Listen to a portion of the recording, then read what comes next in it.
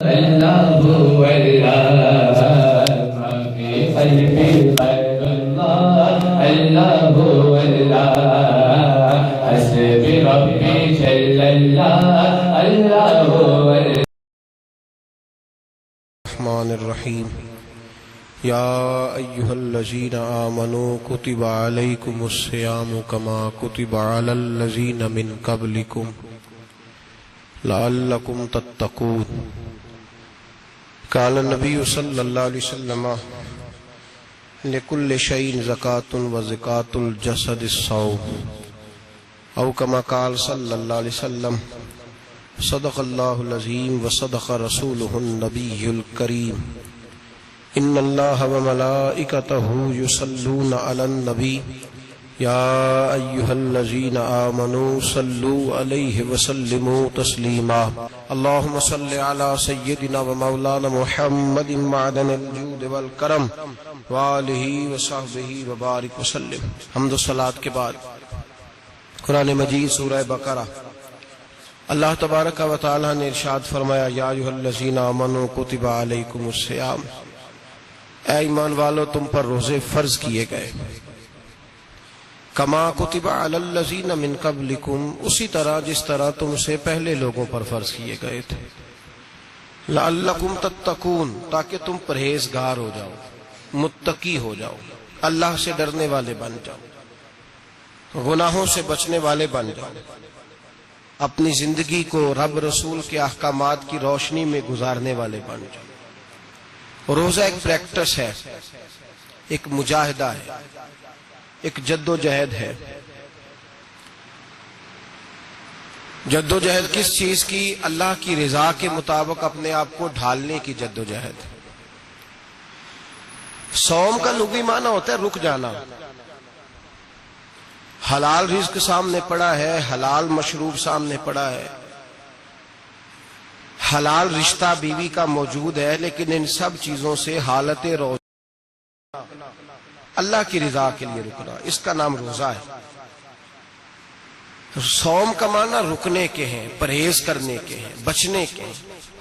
ہر چیز موجود ہے لیکن اللہ کا حکم نہیں ہے تو لہٰذا کھا نہیں سکتے۔ تو رب فرماتے جب جائز چیز ہے تو میری مرضی کے بغیر میرے حکم کے نہیں کھا سکتا، تو نے رکنا ہے تو حرام کیسے کھا لیتا ہے؟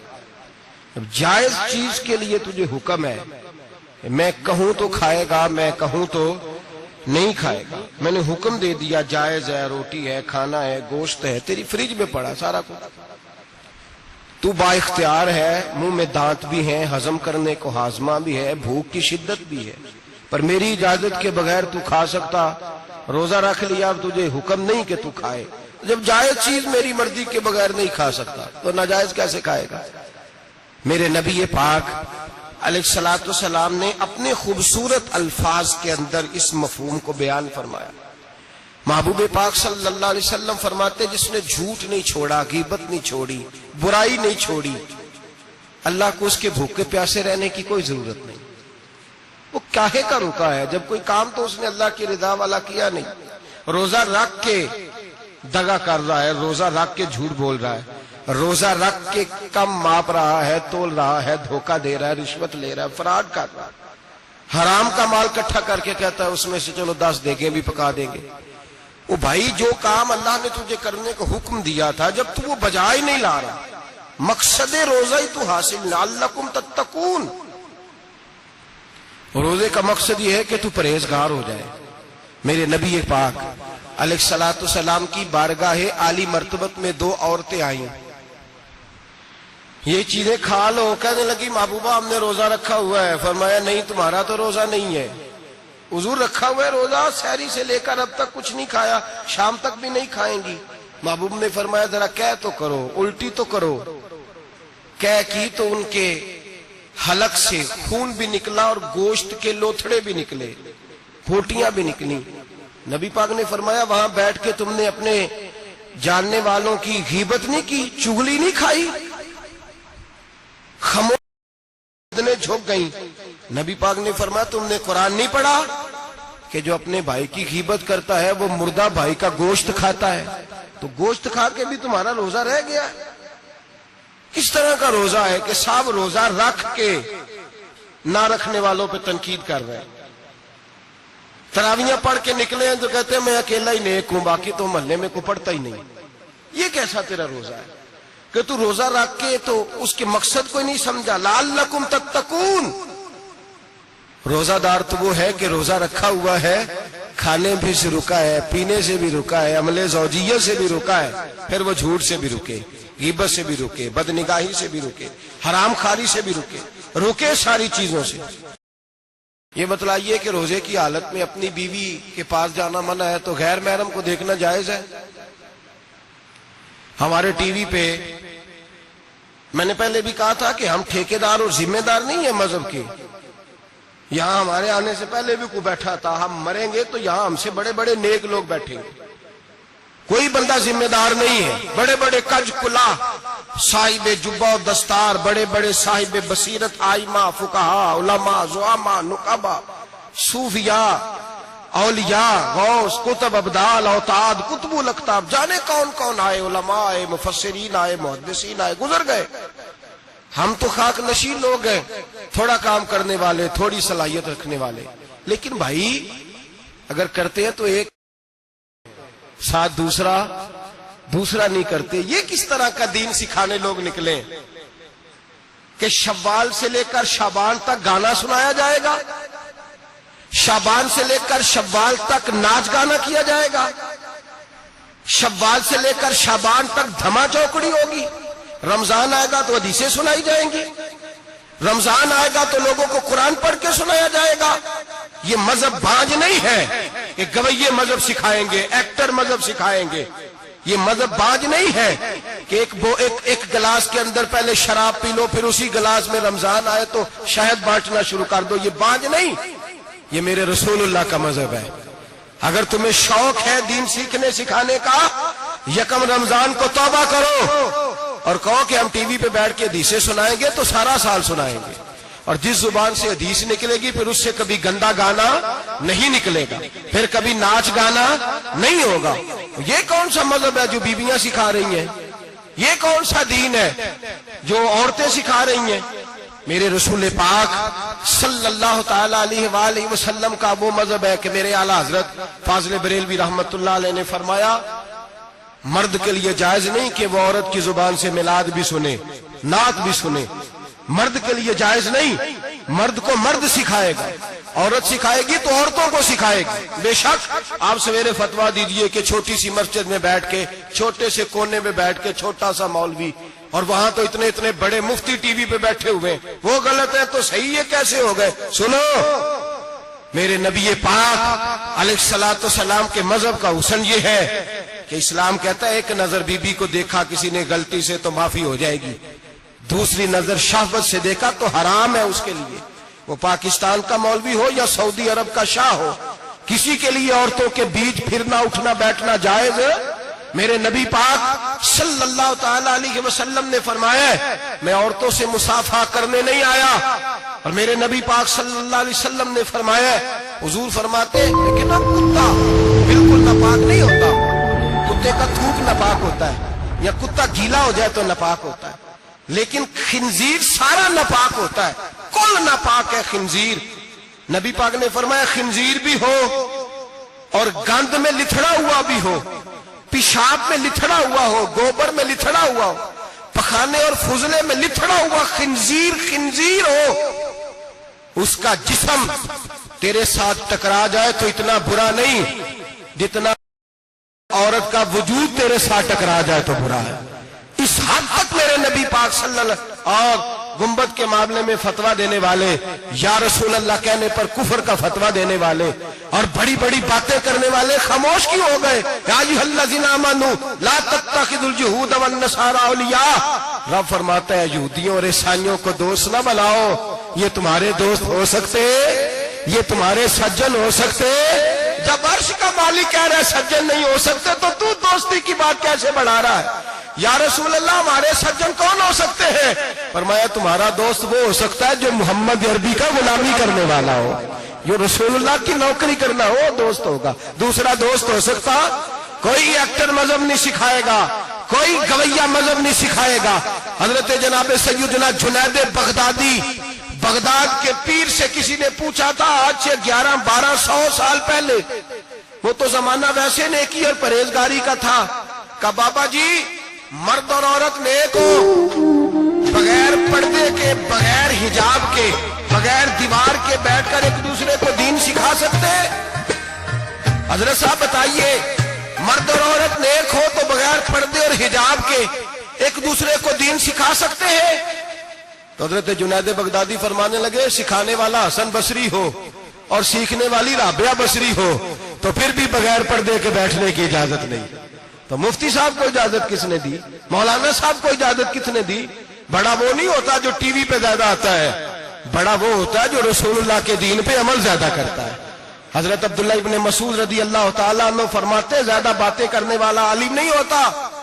حضور پھر عالم کون ہوتا ہے؟ فرمایا پڑھو قرآن، انما یخشی اللہ من عبادہ العلماء، فرمایا بڑا عالم وہ ہوتا ہے جو اللہ سے زیادہ ڈرتا ہے، اس لیے کہ رب وہ ہیں جو اللہ سے زیادہ ڈرتے ہیں، خوف رکھتے ہیں۔ تو میرے بھائی رمضان المبارک میں بچنا ہے، پرہیز کا وقت ہے، تو کوئی شخص بھی کوئی شو نہ دیکھے، میری منت ہے آپ حضرات، کوئی شو نہ دیکھے۔ عورت کا تو پردہ ہے تو ہمیں تو تماشے پہ لگا دیا گیا، عجیب قسم کے ایکٹر آ گئے اور وہ مذہب سکھا رہے ہیں۔ میری اپیل ہے آپ سے کہ سحری افطاری کے وقت ٹیلی ویژن بند رکھیں، کیا چیز کھول کے رکھیں؟ یا قرآن کھول کے رکھیں یا رسول اللہ کا فرمان کھول کے رکھیں، اللہ رسول کی طرف توجہ رکھیں، وہ سیکھنے سکھانے کا وقت ہے۔ چھوڑیں گویوں سے دین سیکھا جائے گا، ہمیں کوئی شکوہ نہیں، یہ پکی توبہ کریں، سویرے آئیں آ کے دین سکھائیں۔ اور میں ان سے بھی اپیل کروں گا کہ آؤ دین سکھاؤ۔ حضرت فضیل بن عیاض فرماتے ہیں میں ڈاکو تھا، کبھی کبھی چھپ چھپا کے جمعہ پڑھا کرتا تھا، پھر میں نے توبہ کی تو سچی توبہ کی، پھر میں نے توبہ کی تو رب کو راضی کرنے والی توبہ کی، پھر میں نے توبہ کی تو چھوڑی ہر شے، غریبوں کا لوٹا ہوا مال واپس کیا، جس کے پیسے نہ دے سکا اس کے گھر میں جا کے اس کی بھینسوں کو چارہ ڈالا، اس کے اونٹوں کی خدمت کی، میں نے قرضے چکائے۔ فرمایا میں سچی توبہ کر کے مسجد آیا، جس خطیب کے پیچھے میں جمعہ پڑھا کرتا تھا وہ میرے ہاتھے بیعت کر کے مرید ہو گیا۔ اللہ تبارک و تعالیٰ نے اپنے بندوں کے دل میری طرف پھیر دیے، پھر تمہیں اس میں انعام دینے کی ضرورت نہیں پڑے گی، پھر تم کٹیا نشین بن کے بھی دین پھیلاؤ گے تو اللہ اس میں تاثیر پیدا فرما دے گا۔ تو روزے کا معنی رکنا ہے، روزے کا معنی بولیے، روزے کا معنی رکنا، کس سے؟ جھوٹ سے، غیبت سے، بدی سے، بدنگاہی، کھانے پینے۔ روزہ کس پہ فرض ہے؟ امیروں پہ کہ غریبوں پہ؟ جی کہنے میں تو کام ہی، میرا تو کام ہی محنت مزدوری والا، میں کیسے روزہ رکھوں؟ میں تو دیہڑی لگاتا ہوں تو روزہ کیسے رکھوں؟ میں نے نہیں کسی حدیث میں پڑھا کہ روزہ وہ رکھے جو دفتر میں بیٹھتا ہے، صحابہ کے زمانے میں تو دفتر ہوتے ہی نہیں تھے، کسی جگہ نہیں لکھا ہوا روزہ وہ رکھے گا جو اے سی میں بیٹھتا ہے، تب تو اے سی تھے ہی نہیں۔ حضرت ابو بکر صدیق رضی اللہ تعالیٰ عنہ سے لے کر جناب بلال تک سارے اپنے ہاتھ سے کام کرتے، سارے اپنے ہاتھ سے کام کرتے، سارے۔ حضرت عمر فاروق رضی اللہ تعالیٰ عنہ خلیفہ وقت ہونے کے باوجود مال غنیمت کے اونٹ چرنے جاتے تھے تو چراگاہ میں چھوڑنے میں جاتے تھے، لینے بھی آتے تھے واپس، سارے لوگ اپنے ہاتھوں سے مشقت والے کام کرتے۔ حضرت بلال مزدوری کرتے، سلمان فارسی مزدوری کرتے، مقداد مزدوری کرتے، صحابہ مزدوریاں کرتے، روزے رکھتے، اور رمضان کے جانے کا وقت ہوتا تو در رسول پہ کھڑے ہو کے عرض کرتے محبوبہ دل نہیں بھرا، دل کرتا ہے کبھی رب سارا سال ہی روزے عطا کرے، سارا سال رمضان دے تو ہم سارا سال روزے رکھنے کو تیار ہیں۔ جذبہ تھا، طاقت تھی، ہمت تھی۔ آج نوجوان لڑکا ہے کہتا ہے مجھ سے بھوک برداشت نہیں ہوتی۔ میرے بھائی رب بیماری لا دینا، اللہ سے دعا مانگے اللہ شفائے عطا فرمائے، اور دعا کرے اللہ آزمائش سے محفوظ فرمائے۔ آپ یقین کریں میں نے لوگوں کو دیکھا ہے حلق سے قطرہ نہیں اترتا، خوراک کی نالی لگی ہوئی ہے، اعلیٰ غذائیں پکی ہوئی پڑی ہیں، عرش کا مالک کہتا ہے میں تیرے حلق سے گزرنے نہیں دوں گا، قانون بن گیا۔ میں نے دیکھا ہے ڈرپ پہ لوگ زندہ ہے، بوتل لگی ہوئی ہے گلوکوز کی، گزارا چل رہا، اعلیٰ غذائیں پڑی ہیں، لاکھوں روپیہ تجوری میں پڑا ہے، مالک کہتا ہے تو نہیں کھا سکتا، تو وہ کھانے نہیں دیتا، نہیں کھانے دیتا۔ ایک شخص یورپ کے علاقے کا، میں کسی کالم نویس کا پڑھ رہا تھا، وہ کہتا ہے میری خربوں میں جائیداد ہے لیکن میرے معدے میں ایسی تکلیف ہے کہ میں آٹے کو چھان کر جو اوپر سے بورا نکلتا ہے صرف وہ کھا سکتا ہوں، اس کے علاوہ میں کائنات کی کوئی نعمت کھا نہیں سکتا۔ اور میرے بھائی، وہ جب چاہے تو بڑے بڑے کھانے کھانے سے تجھے روک دے، تیرے دانت چبانے کے قابل نہ رہے، زبان نگلنے کے قابل نہ رہے، معدہ تیرا ہضم کرنے کے قابل نہ رہے، وہ جب چاہے تو جو مرضی کر لے۔ وہ کہتا چل تو میری مرضی پہ چلنا، 1 مہینہ میرے کہنے پہ نہ کھا، 1 مہینہ میرے کہنے پہ نہ کھا، تو یا اللہ تو کیا کرے گا؟ فرمایا صوم تصحو، میرے نبی پاک نے فرمایا تم روزے رکھو، اللہ تمہیں صحت عطا فرما دے گا، اللہ تندرستیاں دے دے گا، شفائیں دے دے گا۔ تم روزے رکھو، اللہ تمہیں، سبحان اللہ، اللہ طاقت دیتا ہے، ہمت دیتا ہے، اللہ ہمت دیتا ہے۔ میں نے دیکھا ہے، میں نے بزرگوں کو دیکھا ہے، ضعیف لوگوں کو دیکھا ہے، کمزور لوگوں کو دیکھا ہے، میں نے دیکھا ہے روزے رکھتے ہوئے، مزدوروں کو دیکھا ہے روزے رکھتے ہوئے۔ میں اپنے ابا جی کو کہتا، ابا جی اتنی سخت گرمی اور مزدوری آپ کرتے اور مزدوری کے عالم میں روزہ رکھتے، تو کہتے پتر روزہ کی آندا ہے، روزہ کدوں کو جاندا ہے، روزہ اپنی جگہ تے وے مزدوری اپنی جگہ ہوتے۔ اور کئی دفعہ مینوں فرمان لگے، مینوں یار سمجھ کوئی نہیں لگدی، پتہ نہیں روزے چ اللہ طاقت کتھوں دے چھڑدا ہے، اتنی زیادہ کام بھی زیادہ کریدا ہے تے روزہ بھی بھائی صوم تصحو، میرے مصطفیٰ نے فرمایا تو روزہ رکھ، اللہ تجھے صحت عطا فرما دے گا۔ رب تعالیٰ تجھے، یہاں ہوٹل کھلے ہوئے ہیں، یہاں عجیب حالات ہیں، ہوٹل کھلے ہوئے ہیں، لوگ تھوڑا سا خون نکل آیا، سنی پلاس لگائی ہے تو روزہ نہیں رکھا، یہ ذرا مجھے تھوڑی دقت ہو گیا تو میں نے روزہ نہیں رکھا، کھانسی لگ گئی ہے تو روزہ نہیں رکھا۔ او خدا کے بندے، روزہ تو نعمت ہے۔ اور سبحان اللہ، میرے نبی پاک نے فرمایا لکل شیء زکات و زکات الجسد الصوم، فرمایا ہر شے کی زکات ہوتی ہے، وجود کی زکات روزہ ہے، روزے رکھو جسم کی زکات نکل جائے گی۔ فاقہ کرنا بھی میرے نبی پاک کی سنت ہے، مسواک کرنا بھی سنت ہے، اور فاقہ کرنا بھی۔ مسواک والی سنت زیادہ اپناتے ہیں لوگ، فاقہ کرنا بھی نبی پاک کی سنت ہے۔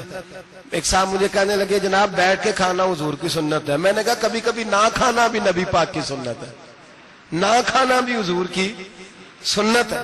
اور ہمارے فقہاء نے لکھا ہے جو روٹی زیادہ کھاتا ہے اس میں 2 باتیں پیدا ہو جاتی ہیں، کیا کیا؟ ایک بولتا زیادہ ہے، دوسرا سوتا زیادہ ہے، غافل ہو جاتا ہے۔ فقہ اور حکیم اطباء، پیٹ خالی رہے نا جس آدمی کا، اس کا حافظہ مضبوط ہوتا ہے، اس کے ذہن کی گرہ کھلتی ہے۔ زیادہ کھانے سے تو خماری چڑھتی ہے، دماغ ڈھونڈتے پھرنا روٹی کدھر سے آج اچھی ہے، گھر میں نہیں پکی تو ہوٹل چلے جانا، کھانے کے سوا اور کام ہی کوئی نہیں۔ اور صاحب میرے نبی پاک علیہ السلام نے فرمایا کافر 7 آنتوں سے کھاتا ہے، 7 آنتوں سے، اور فرمایا میرا مومن 1 آنت سے کھاتا ہے، اس کے وجود میں کھانے والی 1 آنت ہے، کافر 7 آنتوں سے کھاتا ہے۔ فاقہ کشی سے نورانیت پیدا ہوتا ہے، کم کھانا۔ دیکھیں نا نبی پاک صلی اللہ علیہ وسلم نے اللہ سے فاقہ مانگ کے لیا ہے، یا اللہ 1 وقت روٹی دے، 1 وقت کا فاقہ دے، مانگ کے لیا ہے نبی پاک نے، مانگ کے۔ حضرت ابو ہریرہ رضی اللہ تعالیٰ عنہ فرماتے ہیں بھوک زیادہ لگتی تھی نا جب مجھے، تو میں حضرت عمر سے، ابو بکر سے، عثمان، مولا علی سے کوئی مسئلہ پوچھ لیتا تھا، اور جب میں مسئلہ پوچھتا تھا تو وہ مجھے روٹی کھلا دیتے تھے، جب میں ان سے مسئلہ پوچھتا تو وہ مجھے، حضرت ابو ہریرہ فرماتے ہیں مجھے بھوک لگی، میں حضرت عمر کے پاس گیا، ان سے مسئلہ پوچھا، ان کا رواج تھا جب میں ہمارے بزرگ یہ فرماتے ہیں کہ کھانے کھلا کے دین پڑھاؤ، صرف تمہارا کتب خانہ نہیں کھلا ہونا چاہیے، تمہارا دسترخوان بھی کھلا ہونا چاہیے۔ کسی نے نبی پاک صلی اللہ علیہ وسلم سے پوچھا تھا بہترین مسلمان کون ہے؟